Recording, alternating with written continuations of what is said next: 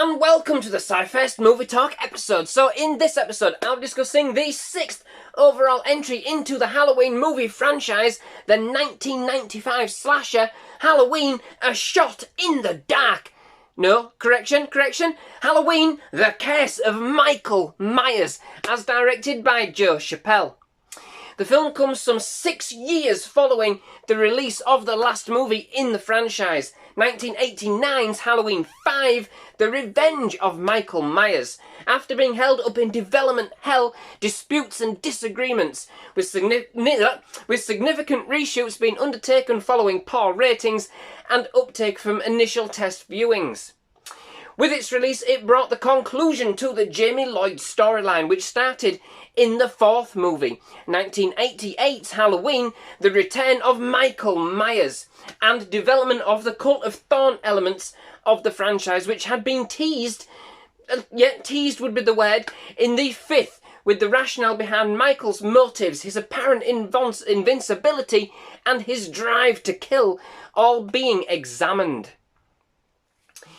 The film sees the return of the infamous masked serial killer Michael Myers, as played by George P. Wilbur, who, following the events of Revenge, is now hitting a day job working for the Man, or rather, a mysterious cult known as the Cult of Thorn, who seek to use Michael for their own bidding, namely, for one, continuing to hunt down and kill his remaining relatives, but this time in service of the curse, in order to feed evil for their own sinister motives. I'm not entirely sure what they were. But Jamie Lloyd, who we'd last seen in the 4th and the 5th installments, as now played by J.C. Brandy, is also being held by the cult against her will, and is forced to give birth to a child for Michael to later sacrifice. Don't think he's the father though. But, however, she escapes and finds herself on the way to Haddonfield, pursued by Michael at every turn. Eventually, in search of Jamie's child, Michael wreaks havoc on Haddonfield once again, where he finds even more relatives to dispatch and a bunch of hapless teens as well, looking to reignite Halloween night after Haddonfield, understandably, stopped celebrating it. Sort of like a more macabre version of Footloose, without the kind of feel-good song and dance routine at the end. So, after a lacklustre 5th entry and a hiatus of over 6 years, Michael returns to Haddonfield in one of the more relatively understated but gruesomely executed movies of the series so far. Curse is a convoluted mess of a film, but at its core, stripping away all of the unnecessary subplots, we have, all in all, a pretty decent slasher that moves swiftly and precisely through and onto each kill.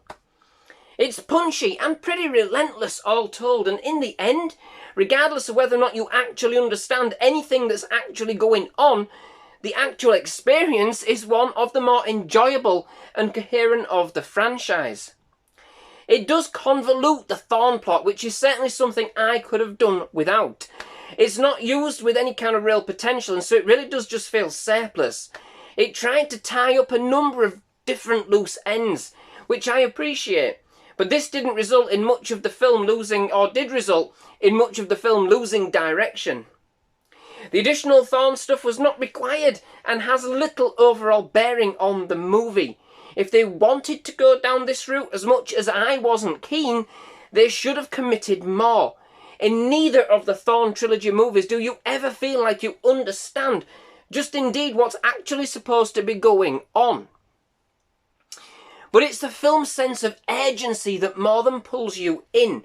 It's more intense, gory and brutal than anything we have seen to date, with, surprising, a fresh feel, much more contemporary. The complete brutality of Michael returns with much more defined, focused and entertaining direction.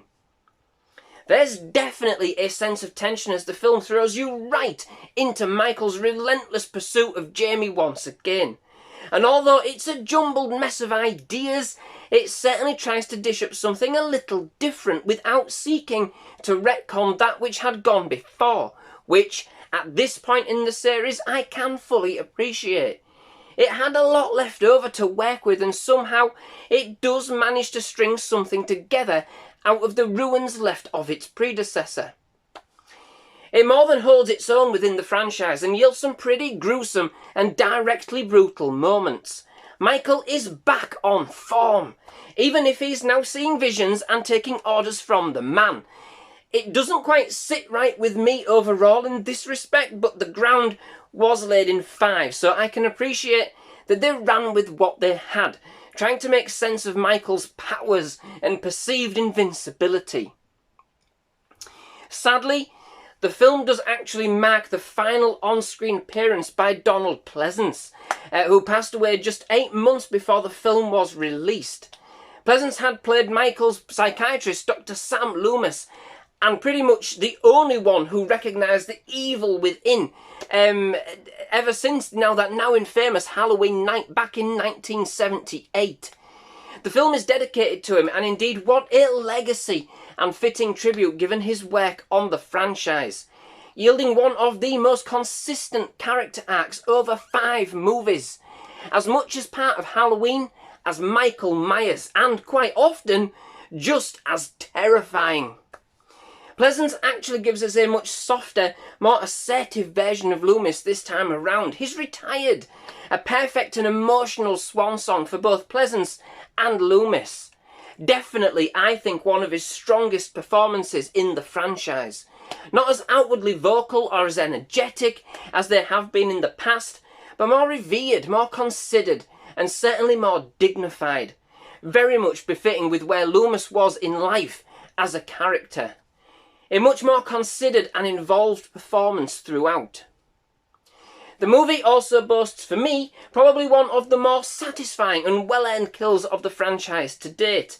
Totally sweet when we get that revenge, and without giving everything away, you're just hoping and kind of waiting to see it pay off. For at least this one, you are certainly on Team Michael. But yeah, overall, even though this entry does try and tie up too many loose threads from the movies in the franchise it follows, injecting further lore and mystery, and even though in this respect, it never really settles and skates across much as merely a passing fancy, even though the plot is far more convoluted than it needed to be, ultimately, the film is strangely enjoyable. It's preppy, decently paced, gruesome, and somewhat extreme. It kicks right in from the start with its brutality, total shock value at times, and in this, what it delivers well. It's a film that crams quite a bit into its runtime. It's a mess, but a fun one at that, and much of the film's plot never really goes anywhere, but Michael is terrifying, and it is filled with such a macabre energy that really carries the film and makes it a lot more entertaining than perhaps it probably has any right to be. So, that brings me to the end of this episode. Many thanks for watching. I do hope you've enjoyed it. If you have, please leave a like. Please do hit that subscribe button for more movie reviews, trailer reactions, and other movie-related content. Absolutely loved having you here at SciFirst MovieTalk, and definitely love to have you back. Most of all, just thank you very much for watching. Goodbye.